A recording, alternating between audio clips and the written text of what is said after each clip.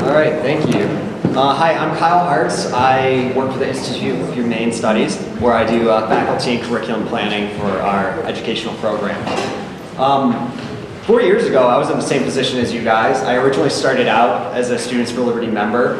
I credit my work and time spent at SFL with actually having a job in the Liberty movement.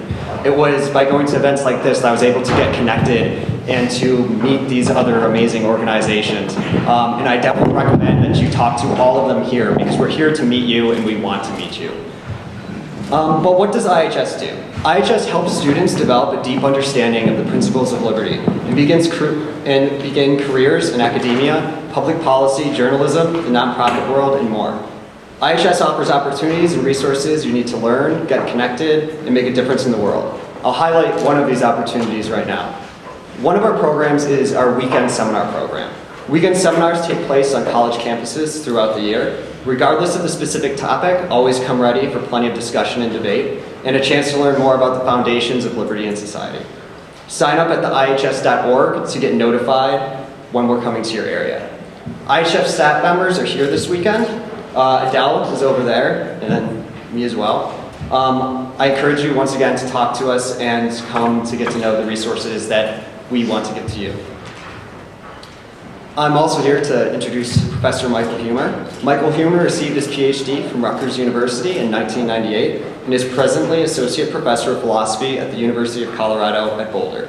He is author of Skepticism and the Veil of Perception, Ethical Intuitionism, and more than 20 academic articles. He has written on skepticism, perception, free will, moral realism, and among other topics. Please join me in welcoming Michael Huemer.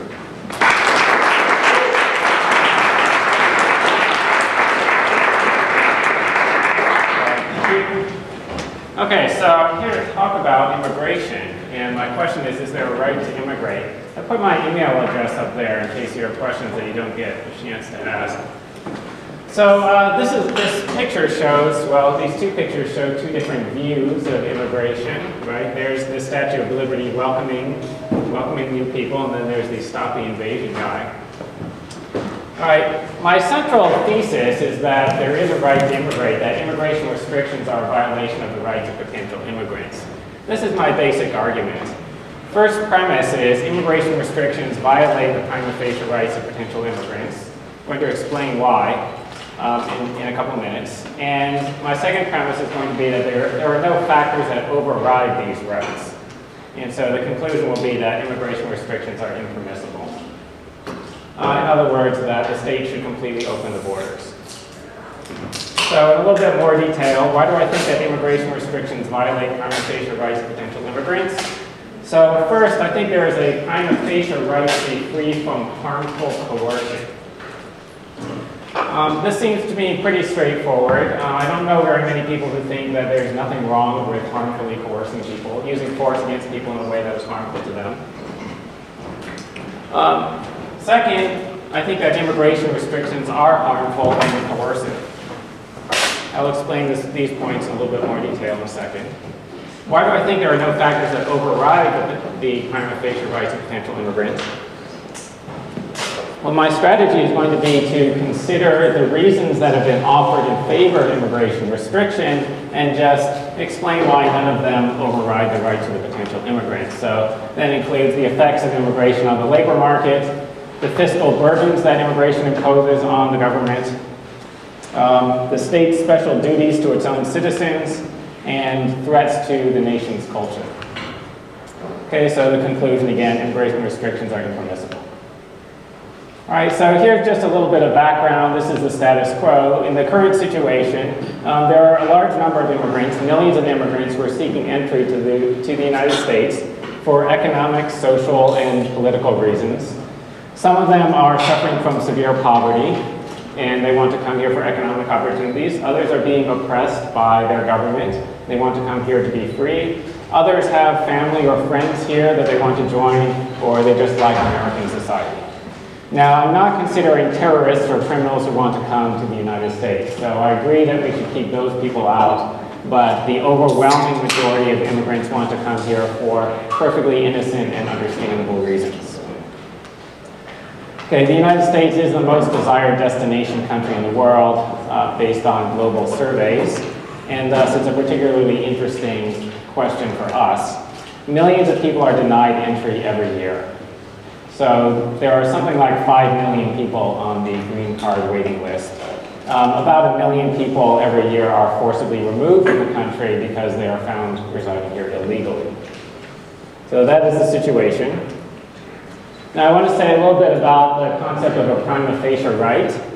When I say there's a prima facie right to immigrate, a prima facie right is something that it's a right that is capable of being either neutralized or overridden, capable of being outweighed by more important considerations. This is as opposed to an absolute right. So I'm not claiming that there's an absolute right to immigrate no matter what the consequences. I'm just claiming that other things being equal, unless there's a very good reason for restricting people, then they have a right to come in. Right? So unless you have a good reason, you should not exercise harmful coercion against other people. This seems to be a pretty straightforward moral premise. It seems to be pretty hard to have a moral view where there's not even any presumption against harming and coercing people. Okay, so that's the idea. The prima facie right claim.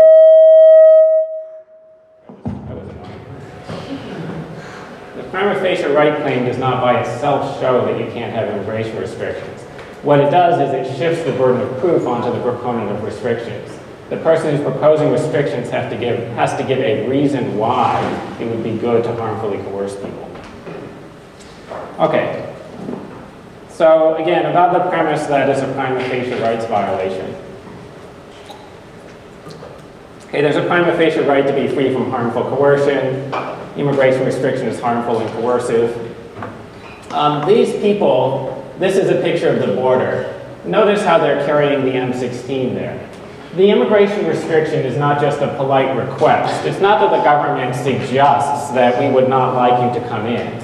It's that they hire armed guards to forcibly stop people from coming into the country. So it is definitely coercive. Now, as to whether it's harmful or not, well, just think about how you would feel if somebody forced you to live in a third world country for the rest of your life. Right, so suppose that the United States government sent you to Mexico and assumed that Mexico would accept you, and then you were forced to live there for the rest of your life. Would you feel that you've been harmed by that? I assume yes. Okay, well that's the harm that the potential immigrants are suffering, right? They're being forced to live in a place that they don't want to live in. Okay, now, so here's an objection. You might think, well, maybe the immigration restrictions are not actually harming the potential immigrants. Maybe they're merely allowing. I'll step away from the speakers. Maybe the government's immigration restrictions are merely allowing a harm to occur rather than causing a harm. Okay, so why might you think that? Or maybe they're merely failing to confer a benefit on the potential immigrants, not actually harming them. And I think that may be what most people think incorrectly. So why might you think this? First, you might think, well, the US government is not the originating cause of the harm.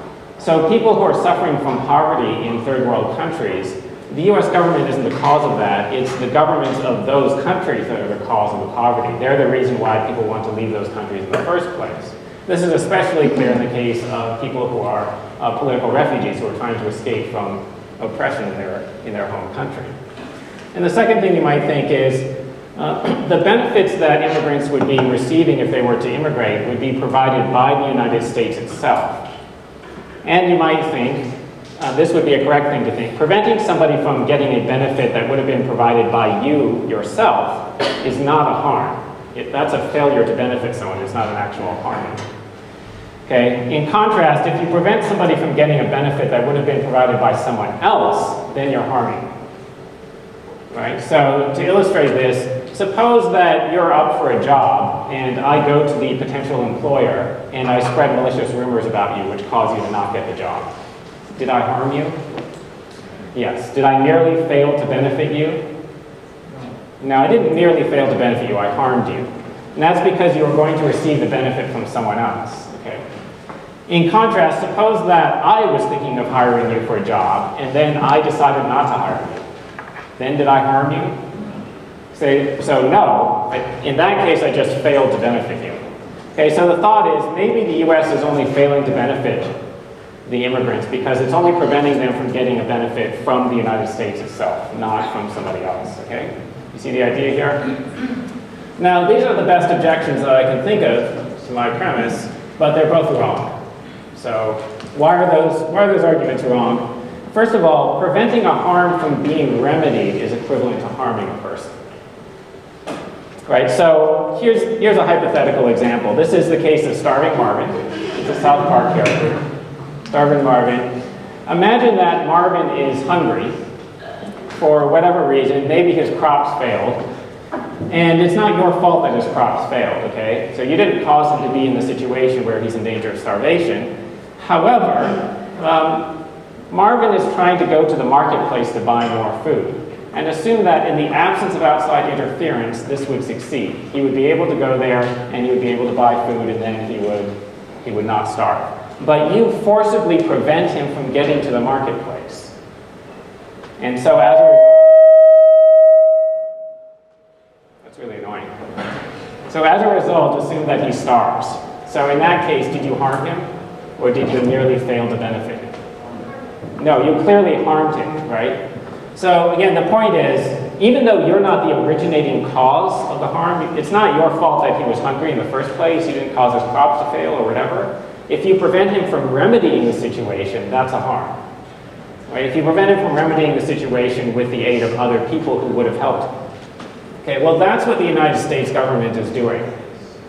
The US government is preventing the immigrants from remedying a harm. They may be suffering harms at the hands of their home governments, but they have a plan that would succeed in remedying the situation. Namely, they could come to the United States and they could trade here.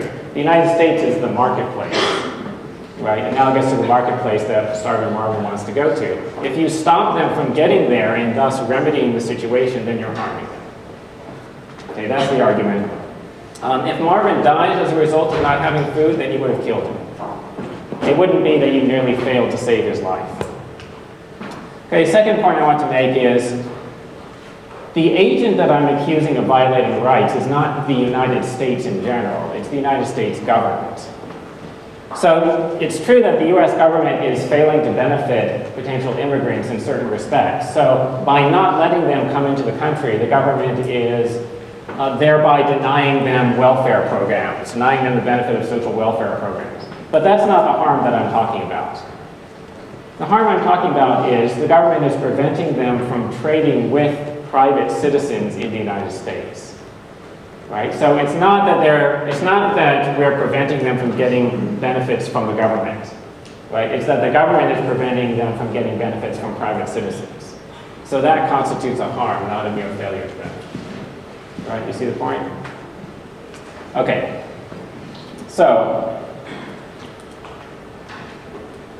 I think I made the basic argument there. We are harmfully coercing potential immigrants, and therefore we would need a good reason for doing that. Now, so we're going to consider the arguments that people usually give in favor of immigration restriction. The first kind of argument is appeal to the labor market effects. So first thing that's usually said is immigrants steal American jobs, and that's what I have pictured here. Those are some immigrants stealing some jobs. So you can see there's some jobs down in the fields there. They're trying to steal. Okay, what do I think of this? So the question is whether this justifies the harmful coercion. Right, so the first response is actually immigrants benefit the economy. Now I don't have time to talk about why that's the case, and I'm not an economist anyway. So I will simply suggest that the overwhelming majority of economists agree that immigration benefits the economy. If you think that the community of economists is wrong, and especially if you think that while being unable to state their arguments, then it's almost certainly you who are wrong. There is a widespread bias against foreigners, which could explain the widespread opinion that immigrants harm the economy. Okay, the second reply, this is a moral philosophy reply.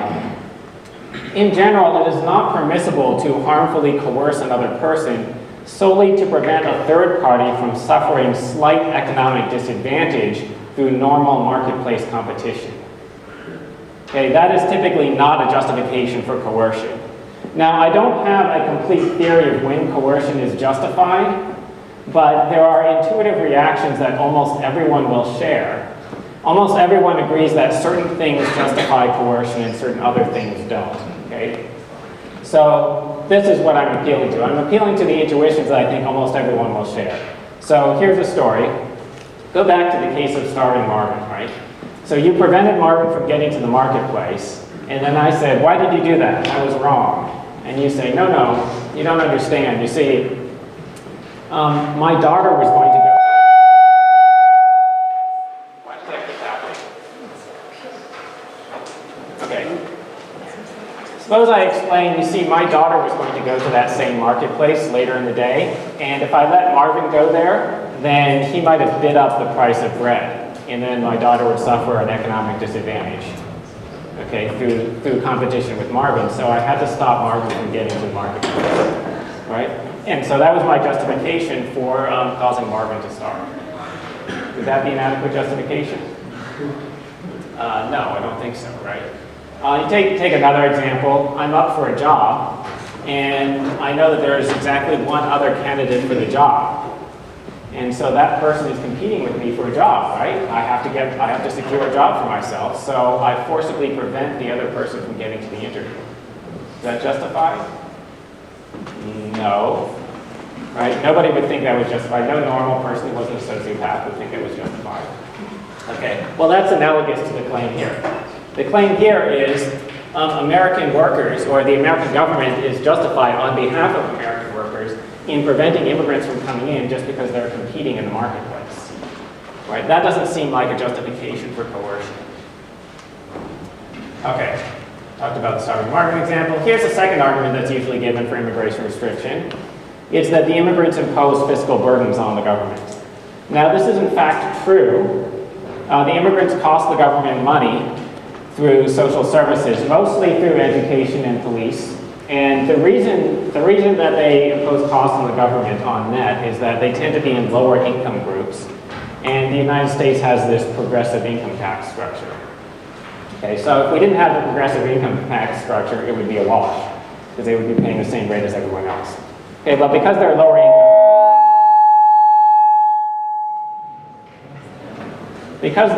income, they pay a lower than average tax rate. Okay, so it is a slight fiscal burden on the government. So, and you might think that the government has special duties to the existing citizens that it doesn't have to people who merely might become citizens in the future but are not presently citizens. Right? And so you might think then the government is justified in putting the interests of the current citizens ahead of the interests of foreigners who are not yet citizens. Right? That's the thought. Okay, what's my response to this? So you must hold one of the following views. Either you think the state is obligated to provide social services to these potential immigrants, or you think they're not obligated to do it. Well, okay, we'll talk about that next. Suppose you think the state is obligated to provide these social services to the immigrants. Then obviously it's not a justification for coercively preventing them from coming in to say that you don't want to provide the services, right? Obviously you're not justified in harmfully coercing someone in order to prevent yourself from satisfying your duties to them. Okay. Now, in this room, there are probably not very many people who think the government is obligated to provide those services. However, in the broader populace, there are a fair number of kind of left-wing people who think the government would be obligated to provide these services. So, okay, the second view is you might think the state is not obligated to provide social services. If you think that's the case, then again, immigration restriction is still not justified. In general, you're not justified in harmfully coercing somebody in order to prevent yourself from voluntarily providing them goods that you don't want to provide. Okay, so here's the starving Marvin example again. Returning to starving Marvin. Okay, you prevented Marvin from getting to the marketplace. I say, why did you do that? That was so wrong. And then you say, well, you don't understand. You see, I have this policy that when people come to the marketplace, I offer them free food, just voluntarily. I don't have to do that, but I just decided that I wanted to do that. And if Marvin were to come there, I would have given him free food, but I don't want to give him free food, so I had to stop him from getting to the marketplace. Is that a good justification? No, it's not, right? Now, you can decide to change your policy. You can decide when he gets here, I'm not going to give him the free food. But you can't say, I'm going to stop him from even coming here so that I myself won't give him free food. Right? That's lame. Okay, here's the third view you might have. You might think the state has no obligation to provide social services to these people now. However, if and when they arrive in the country, the state will then acquire an obligation. And the state doesn't want to acquire the obligation to provide social services to them, so it can prevent them from coming into the country. Okay? Well, if you think this, the state might be justified in requiring the immigrants to waive their rights to receive social services in advance as a condition on coming into the country. But it can't prevent them from coming into the country entirely. So the state could have a policy that says, okay, you have to agree that you're not going to take social services. And I assume that at that point, then, when they came in, they wouldn't be entitled to take the social services because they agreed not to. Okay, now I'm not claiming that this is in fact what the government should do. What I'm claiming is that this is a superior alternative to the present policy, right? Because it's less coercive and less harmful. This would be better for the immigrants, and it would be at least as good for anyone else, and it would avoid the rights violation. Okay, hold questions until after, okay? All right, so you still can't prohibit immigration on this basis. Here's the third argument that people often give. Third most popular argument is that immigrants are damaging American culture. And to illustrate what I'm talking about with American culture, that is baseball and apple pie. This is also American culture. That's Paris Hilton eating a Whopper. So you understand what's at stake here. We have to protect this precious culture. Okay, what do I think of this? So my first reply, again, this is just a factual claim. I don't think that American culture is in danger of being destroyed. In fact, I think it's more likely that we're going to destroy the other cultures in the world. We're really posing a danger to the rest of the world's cultures. So these are just some, interesting statistics. The average world Coca-Cola consumption is 4.8 gallons per person per year. McDonald's has 32,000 restaurants around the world in 100 different countries. The Who Wants to Be a Millionaire franchise is in over 100 countries, including interesting places like Afghanistan and Venezuela. Okay, what are the world's top grossing movies of all time? At least as of the time that I wrote this presentation, they were Avatar, The Titanic, and Lord of the Rings, Return of the King, which of course is just of the three. These are all American movies, right? In fact, if you go on the list, go down the list of top grossing movies, you have to go down pretty far to find one that's not American. Pretty far down on the list. The one is Life is Beautiful, I think. So, okay, but it's like, it's way down. So American culture is kind of dominating the world. I don't think it's going to be eradicated from its home country, given that it's actually spreading to other countries that start out entirely populated by non-Americans. Okay, this is my second reply. This is a picture of an immigrant cat, which is to show you how adorable immigrants can be. The caption says, "In old country, we know has cheeseburgers." Okay, anyway, this is my second reply. It's generally not permissible to harmfully coerce other people solely to secure something that you don't have a right to. And I think that you don't have a right that others practice a particular culture. Okay, so I have the example of starving Marvin again. Returning to starving Marvin. You say, okay, you didn't like my other justifications for coercion, but you don't understand there's this additional factor, which is Marvin speaks a different language from most of the people in the marketplace. And he has a different religion from most of those people, and he wears funny clothes, and he eats funny food. And if I were to allow him to come into the marketplace, I'm afraid that he would influence the people in the marketplace, and thereby, change the culture. He might cause some of the people in the marketplace to start speaking his language, or he might cause people to believe his religion. So I had to stop him from coming in, so now you understand. No, I don't think so, right? I don't think that would be a justification for coercion. I don't think anyone would accept that. consider another example. Let's say you live in a neighborhood that starts out mostly Christian, and you're a Christian, and you want it to stay Christian. But all of these Buddhists start moving in. The Christian families start selling their houses to Buddhists, and the Buddhists move in. So would you be justified in going to the houses of the Buddhists and vandalizing them or forcibly kicking them out of their houses? Or would you be justified in telling the other people in the neighborhood that they can't sell their house to a Buddhist? Because you don't want the culture of the neighborhood to change. Okay, it looks like the answer is no, and the reason why not is you don't have a right to have other people practice the religion that you want them to practice. And similarly, you don't have a right to have other people speak the language you want them to speak, or eat the food you want them to eat, or whatever other parts of culture you're concerned about, right? Eating Whoppers, or playing baseball, and eating apple pie, right? Whatever it is, you don't have a right to have other people do that. So you're not justified in using coercion to stop people from changing. Okay, this is a fourth objection. This is from a political philosopher fairly well known named Brian Barry. Brian Barry said in a book that was partly discussing immigration that if we opened the borders, he said at least 1 billion immigrants would come into the country. And in fact, he followed that by saying this would surely be quite a conservative estimate. And that made me wonder, how many people does he think there are in the world?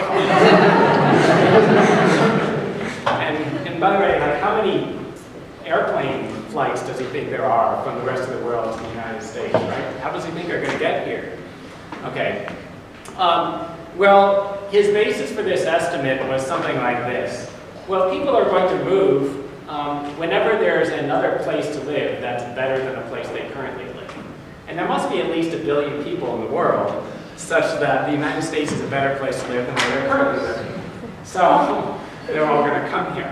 Okay. Now, I think that's false. It may be true that there are maybe more than 1 billion people for whom the United States is a better place to live than where they currently live, but they're still not going to move.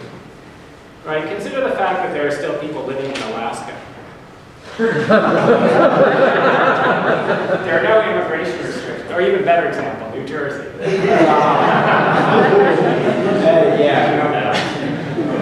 They're allowed to move to Colorado, right? They could come here, but they don't because they were born there, right? So a lot of people will stay wherever they were born.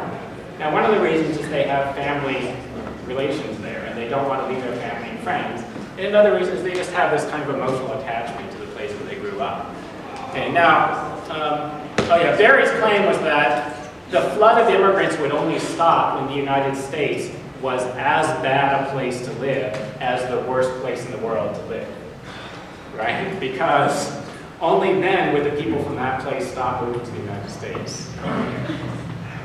Now, in contrast to Brian Barry, I have some estimates about how many people would come that are based on actual, factual data. Okay, so as far as I can tell, the green card waiting list is about 4 million people. Right? 4 million people who have applied for a green card and they're still waiting to get one. There's also an interesting program run by the State Department called the Diversity Visa Lottery. This is a program whereby the State Department gives away 50,000 green cards every year, and anyone in the world is eligible except for, I think it's the top 20 countries, the countries with the 20 highest rates of immigration to the United States. And so the idea is to increase the diversity of the incoming immigrants, right? So you exclude the countries that are the most common sources and try and get people from the less common countries. Okay, so they give away the 50,000 green cards, and they get 9 million applicants per year, something like that. Okay, so that means that there are about 13 million people who have made at least some effort to come to the United States legally. Now, by the way, that doesn't mean that all of these people would actually come. The fact that you applied for the diversity visa lottery doesn't mean that you would come if you want. It just means that you would like to explore the possibility, right? So it's kind of like when you apply to a college, that doesn't necessarily mean that you're going to go to that college if you're admitted. It means that you would like to have the option or something like that. Okay, so some of the 9 million people would not actually come in. On the other hand, probably there are a bunch of people who have not applied for a green card because they think they wouldn't get in. So if the borders were open, there would probably be some additional people who haven't tried to come in, who would try, and then there are some of these people on this list who wouldn't come in even though they have sort of tried. Okay, so it's hard to say how many people would actually come in if the borders were open, but my suggestion is somewhere between 10 and 20 million. That's my guess. Do we have room for that many people? Well, so I will point out that immigration has been higher in the past when we had more liberal policies in the 1800s. So in 1854, we had the highest rate of immigration. 2% of the entire country immigrated that year. In 2009, we had 0.3% of the population immigrating. 2009 was the last time that I had data for when I made this presentation. So the immigration has been a lot higher as a percentage of the population in the past. Another point to point out, well, do we have room to actually physically fit the people? The population density of the country is 34 people per square kilometer. For comparison, China has 144 people per square kilometer. So it looks like we could fit the people into the country. And now I do think that there would be a check on how many people would come in. There would be an economic check. Right? Some people would simply not be able to afford to move. And in particular parts of the country, in sort of the southwest, there would be increasing housing prices, which would prevent the immigrants from being able to move. Okay. Here's another objection that people have, objection to open immigration.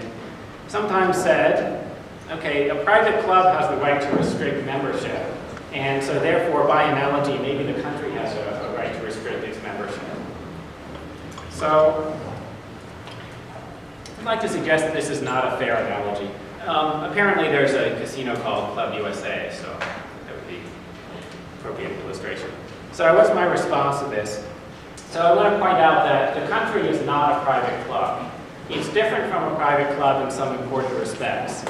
So first of all, that membership in a country is involuntary. That is, everybody in the world is forced to belong to some country. You're born into it, and if you're not able to change the country that you're in, then that means that you're forced to stay with the one that you were born in. And that might be seen as an injustice. Another thing to point out is there are vital goods that are distributed according to what country you're in. So if I start up a private club for philosophy discussions, and some of you want to join my club, and I say, no, you can't join, that's my right. I have the right to exclude people from my private club. But remember that not being in my philosophy discussion group doesn't force you to be in another philosophy discussion group. And also, there aren't vital goods that you need that you're going to be denied. You'll miss out on some interesting discussion, right? But you're not going to starve or something like that. Another thing is that the immigration laws restrict people from a wide variety of interactions. So when I stop people from joining my philosophy discussion group, I don't at the same time thereby prohibit them from having economic interactions with the members of the philosophy discussion group. I don't prohibit the other members from hiring the people that I wouldn't let into the club, or prohibit them from having those people over to their houses, for example. The immigration laws do prevent people from interacting with the potential immigrants in a wide variety of ways, right? An enormous variety of ways. So because the immigrants are not allowed to come into the country, it's not just that they're not allowed to vote in our elections. It's that then employers can't hire them. If you have a house or an apartment, you can't rent it to those people. So it prohibits the citizens in the United States from economic interactions that they would like to engage in, and of course prevents the immigrants from engaging in those interactions. Okay, here's my other response. There's a reductio ad absurdum of this private club analogy. So if you think that the country is like a private club, that means, the argument suggests that anything that could be a membership condition for a private club could be a membership condition for the country, right? So these are some things that could be membership conditions for a private club. I could have a private club that says, you can't join my club unless you cut off your left arm. Now, I can't force people to join my club, but I can say if you don't want to cut off your arm, then you can't join the club. That's okay, right? I could have a private club for people who don't vote if they are female, right? Or I could have a private club that is restricted only to people who never criticize me. So all of those things would be perfectly legitimate. So if you buy this private club analogy, and you think that the country is like a club that the US government is in control of, that means that the government could impose those conditions legitimately. So the government could say all citizens have to cut off their left arm. If you don't want to cut off your left arm, you have to get out of the country. The government could say all citizens have to agree not to vote if they're female. In other words, they can prohibit women from voting. What was my third example? Criticizing. Yeah. So the government can pass a law that says no citizen may criticize the government, right? Because it's analogous to a private club. So I suspect that you don't want to accept those consequences, so you should probably not accept that the country is like a private club. Okay. These are some concluding thoughts. In spite of the indefensibility of the immigration restrictions, why are they so popular? So my suggestion is there's a phenomenon known as nationalism. Nationalism is similar to racism and sexism, except it's a prejudice based on one's nationality rather than one's race or sex. It causes people to discount the interests of people who are of other nationalities, who are born in a different nation state. It's hard to see why this would be more justified than either racism or sexism. In contrast, I think that we should see people of other nationalities as equals. Okay? Now, that doesn't mean that we have to deny that the state has special duties to its own citizens, but it does mean that the state is not justified in violating the rights of people just because they belong to another country, solely to promote the interests of members of our country. Right. Now, my concluding thought is, I will just leave you with this nice poem. This is a poem called the New Colossus, which is printed on a plaque inside the Statue of Liberty. It's kind of famous, and in particular, the last two lines. I'll read the last two lines because these are famous. It says, "Send these, the homeless, tempest-tossed to me. I lift my lamp beside the golden door." Oh, actually, I think the last, I'm supposed to read the last 5 lines. The thing in quotation marks is famous. It's, "Give me your tired, your poor, your huddled masses yearning to breathe free, the wretched refuse of your teeming shore. Send these, the homeless, tempest-tossed to me. I lift my lamp beside the golden door." And that is a vision of what America used to be. America used to be this place of opportunity where the oppressed people from all over the world could come and find freedom. I'd like to suggest that this is an ideal that we ought to aim at again. All right, thank you. I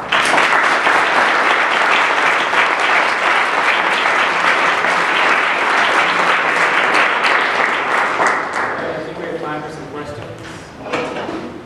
Okay, yes? Okay, so if you're going to let the immigrants, which I understand, how do you keep out illegal immigrants and people who have terrorist objectives if you're just Well, so first, luckily you won't have to keep out illegal immigrants because they'll be legal.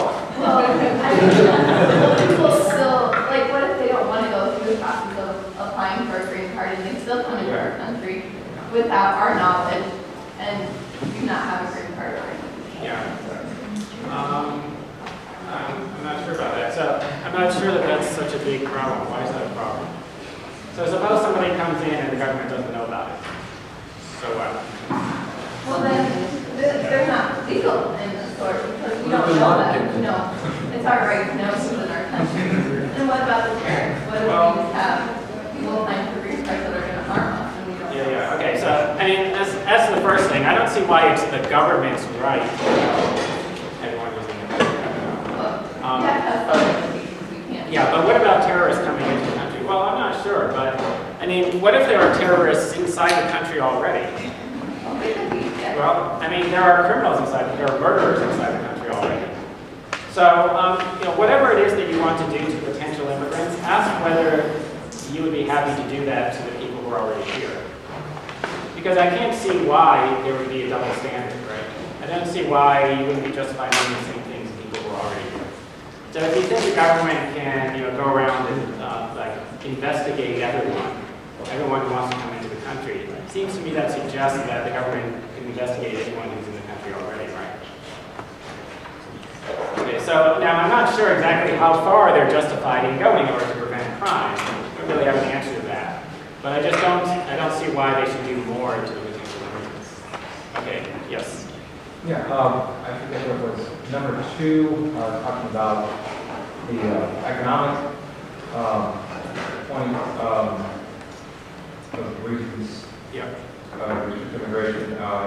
Mentioned that you cannot, your responses cannot, no, it was clear that you cannot restrict somebody from doing something, gaining something that they would have gained otherwise. I just say, how do you explain the election results of Tuesday? Wednesday and Thursday, I spent basically looking out the window thinking, is this still the same country I was born and raised in?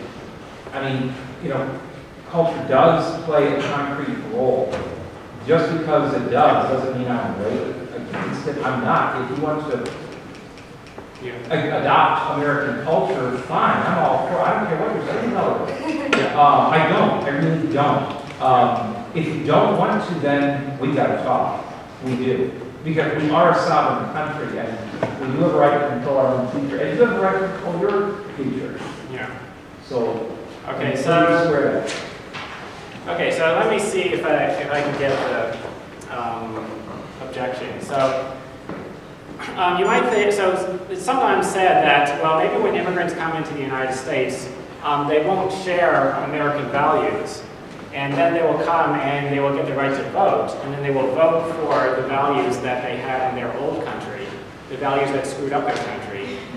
So they will vote for a bigger government, for example, and more regulation, more welfare state programs, or something like that, and then they'll mess up the country and turn it into what their old country was. Maybe that will happen.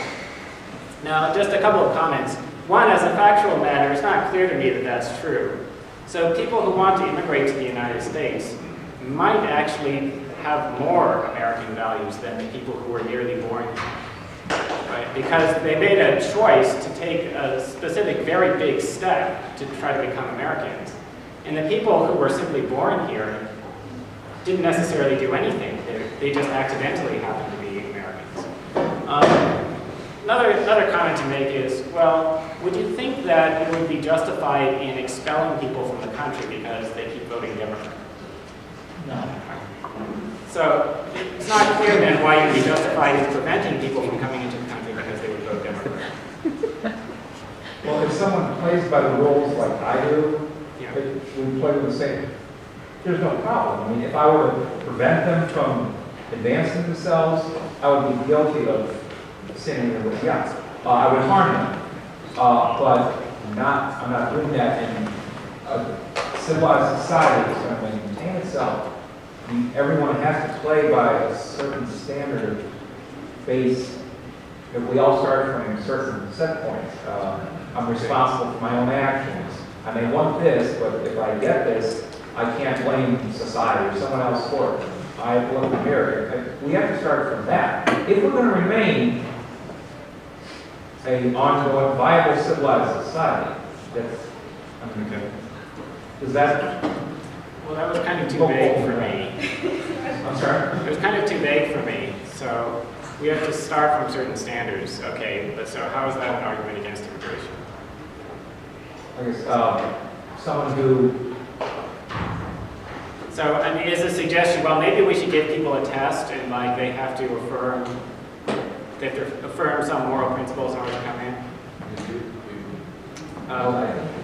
Okay, so, I mean, I will suggest a couple of solutions that would be less coercive and therefore superior. I don't know, I'm not saying that these are the correct solutions, but I'm saying they're superior to the current system. So one solution is, yeah, we could give people a test that kind of proves that they know about American traditions, which we kind of do, but we could make it a better test. And we could sort of like try to test that they understand American values and principles of individual rights. The other thing is, well, we could let people into the country, but not give them voting rights. That is, you could give people a permanent resident status but not citizenship, right? And that would avoid most of the arguments that we had against restrictions. Okay, yes. How did the argument come about that immigrants should not be allowed into our country because they would affect our country when our country was founded by immigrants? Yeah, well, good question. I don't know. It's sort of like, well, the people who are here are descendants of different immigrants, and they don't like the new immigrants. I will mention that I do think that there's kind of a racial component. I think that people are more worried about immigration from Mexico than from Europe. I hear people make the economic argument that the Mexicans are taking American jobs, but in fact, for most of the people who are making that argument, their jobs would be more threatened by European immigrants. So I'm a professor. I suffer no competition at all from Mexicans, or almost no competition. But I do suffer significant competition from British people. A lot of British people come here and become professors, and then they make it harder for me to get a job if I didn't have one. There are very few people who are upset about that. Right? Even professors are not really upset about that. So. Okay. Yes, there are lots of questions. So yes.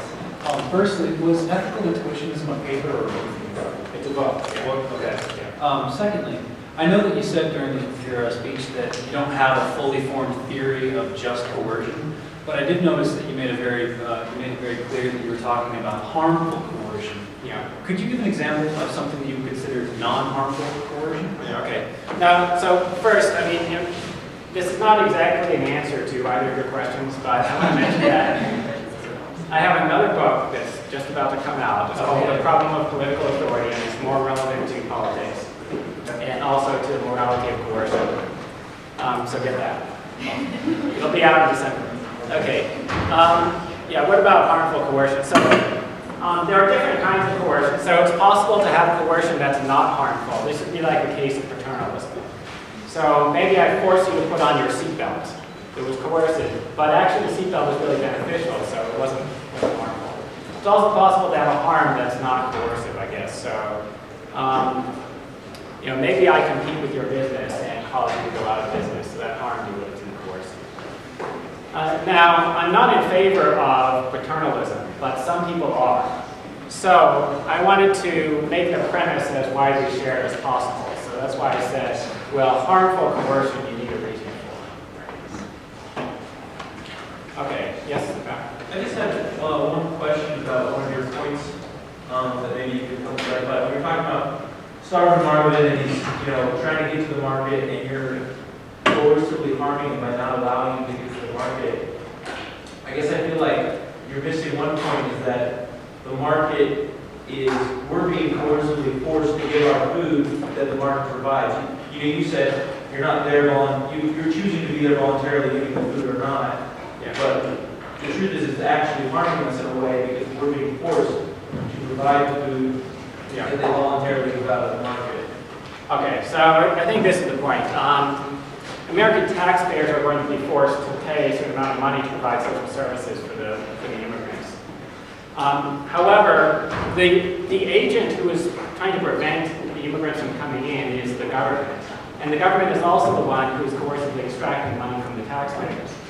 Okay, so it's not acceptable for me to say, I have to coerce this person, violate this person's rights in order to prevent me, myself, from violating this other person's rights. Right? I should stop violating everyone's rights. Okay, but the fact that I'm stealing money from taxpayers doesn't justify me and then harmfully coercing another party to reduce the amount of theft that I'm doing. I just could see it being an issue when you're talking to somebody and then saying that it's actually, sure, I mean, you could say, well, let's get rid of government, let's get rid of such an intrusive government. Yeah. How do you? Now, I will mention, I don't know whether this is true or not, but the economist Brian Kaplan suggested to me that actually having more immigrants in the country might cause a reduction in welfare state programs. Because Americans are going to feel like, well, we're less willing to share our money with all these people who are very different from us. Okay, how about over there? Yeah, this is kind of abstract, but I wanted to know how exactly do you define coercion, and then to tie this into immigration more specifically, I was going to ask, in your view, is there a right to emigrate just as there is a right to immigrate, tied to the same sort of right, or are they fundamentally different? And then in particular, just to sort of frame this, and it seems to me that it would be coercive to prevent emigration. Yeah. But I don't quite see how it's coercive to prevent immigration. Yeah, okay. Well, I'm not going to give a general definition of coercion. There's a philosophical literature on this. And if you look at the philosophical literature, you'll see that nobody has an acceptable definition. Actually, nobody has a good definition of anything in philosophy. However, thankfully, we don't need a definition of coercion because we can just look at paradigm cases. There are certain things that clearly count as coercion. So pointing a gun at somebody and ordering them to do something or not do something, that's coercive. Okay, so the people who are at the border, they're not just saying, hi, please don't come in. They're armed with the M16s, and you have to do what they say or they're going to use force against you, like physical violence. So that is coercive. Right? They are coercively preventing you from crossing the border. Okay. Now, in particular, note that when I use coercion, it doesn't have this moral meaning to it. So I'm not presupposing that it's unjustified.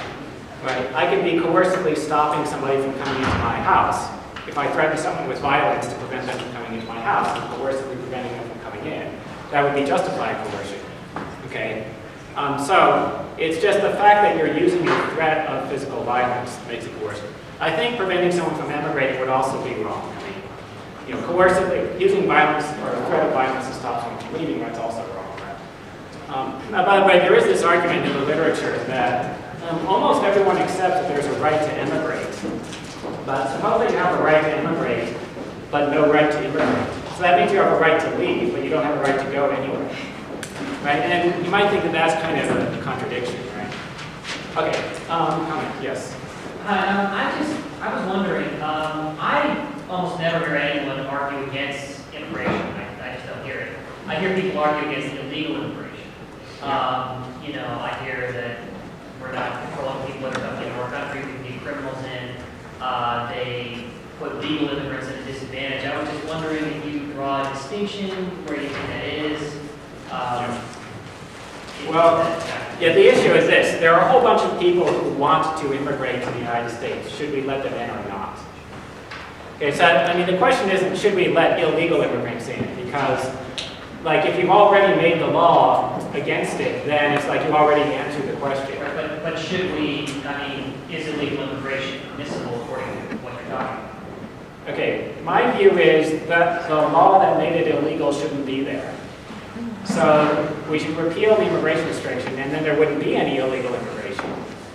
All the hitherto illegal immigrants would then be legal, so then there'd be no problem. So if the only thing you object to is illegal immigration, then you should agree with me. We can completely eliminate that problem. We just okay, yes, great, sure. Okay, bear with me here a second. Could I restate your premise that a restriction on immigration is a restriction on voluntary contracts, basically, is what you're saying, correct? Well, it's not, I don't think that's my argument, but I think that's true. Okay. All right, bear with me here a second. So, operating on the premise that nothing exists in a vacuum, that there's a saying, and that is that you can never get justice on stolen land. We were immigrants. Every single person in this room is descended from immigrants, and the only people who aren't immigrants are Native Americans. So, operating on that premise, if you take Mr. Barry's argument that we might experience a flood, which is a valid argument to a degree, we have to wonder why that would happen. And that would mean that you have a disparity of wealth that perhaps is not natural, for example. The point I'm making here, and I'd like to I'm not taking a position one way or the other, I'd just like to hear your position on. If we take the basic premise that America has basically been in collusion with the leaders of all of these countries from which these people are coming to impoverish them at our benefit, then would not our immigration policies be a direct logical result of that? We don't want them coming here taking our wealth that we stole Yeah, from them. Well, okay, so there's a point where I said, I was talking about whether the immigration restrictions are harmful, and I was basically saying, well, the U.S. government isn't the cause of the harms that the immigrants or potential immigrants are suffering, it's their home government. Actually, this is disputed. There are some people who say, well, the U.S. government is responsible for a lot of the poverty in the world.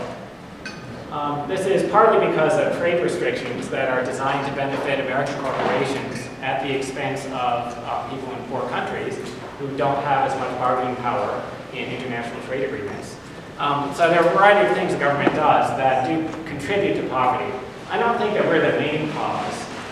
I think our government contributes to a little bit. Now, I think the reason why we have the immigration restrictions is not that we don't want people to come here and take our stuff. I don't think that's the case, because I think when the immigrants come here, they will actually make the country wealthier. So, because I think that wealth comes from people producing it. It's not that there's just this fixed bunch of stuff and then people come and take it away. People come and then they work and they produce more wealth. Okay, so I think the real reason why we want to restrict immigrants is that we just don't like foreigners. People don't like foreigners, and the voters don't like foreigners, and therefore the politicians have to vote to restrict it. Well, the point I was making here, just maybe there's one more point here, is that we live in a highly staged society and we love to vote ourselves rich. Yeah. And maybe what we're doing is we just don't want other people voting themselves rich at our expense. Yeah, And okay. that's the point I'm trying to make here. Yeah, okay, yeah. I think that's connecting to points that were made earlier. Okay. Time for more questions. Yes. I have a statement more than a question. I'm kind of wondering if you agree with this, but that whole premise of we don't want foreigners to come in and take our jobs. I grew up in Southern California, and I'll tell you what, I've never met an American that's willing to do the job that the Mexicans do in the agriculture industry there and make so little. And without them, that industry would completely fail. So, Yeah. why do you see that? Yes, good point. So, yeah, why is this point not persuasive to people? I don't know. All I can say is people are biased against foreigners. That's why. So, yeah, here's a suggestion, right? If you're worried about immigrants taking your jobs, turn up at one of those farms and take one of those jobs. Right? If you're not working one of those jobs, then I don't want to hear your complaints about losing your job. Okay, let's see. Yep. Thank you, Mr. Great hearing you again after the summer. So I think this is partial to his question, where it seems obvious that in like the North Korean example, it's really, really immoral to prevent someone from leaving the country through coercive means. And of course, if someone is trying to leave Mexico and come to the United States directly, if we're not letting them come to the United States, they can't leave Mexico. But do you think that it's true that someone should have the right to leave their country and go to another country, but do they have the right to go to a specific country? Or do they just have the right to leave their country to go to a different one? Yeah. So that's a good question. The right that I'm positing is it's not ultimately a right to move somewhere. So frequently people talk about this right of freedom of movement. The right that I'm talking about is just the right not to be harmfully coerced. So if you could go to a specific country without harming anyone, then I think you have a right not to have somebody coercively stop you from doing that, right? Unless there's some pretty good reason, right? There's some pretty good reason, like you're going to do something pretty bad. So, yeah, does that answer that? Okay, any others? Time for one more question. Okay, last one. I wondered how we can help shift the economics here in this country so that when people come in, that they have something to look forward to. I grew up near Ellis Island, and believe me, the America I grew up in as a child is very different than it is today. You had small businesses. Communities had an investment in the big product of this country. No matter what you did, it was staying home and cleaning your floors. Boy, you were proud of it. It's a very different country than we are today. And sometimes I think, and correct me if I'm wrong, it's all this bureaucracy and regulation and restriction of the individual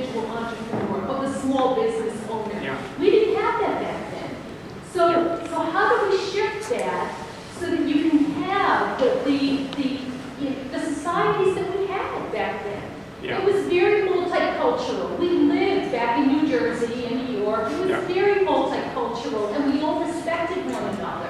But again, the restrictions and the regulations were nothing that they are today. Yeah. So I don't know, how do we change that?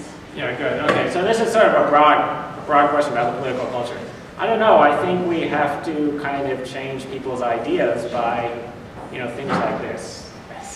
Right? The point of the whole Students for Liberty movement to change people's ideas, especially people who are in college. Right? So it's difficult to change the direction of the government, but ultimately it is still a democracy, and ultimately, if the majority of people changed dramatically their opinions about the role of government, then the politicians would respond. Right? They wouldn't respond completely, but they would move in a direction. Right? So we need to convince people that we don't need so much government. I think that's all we have time for.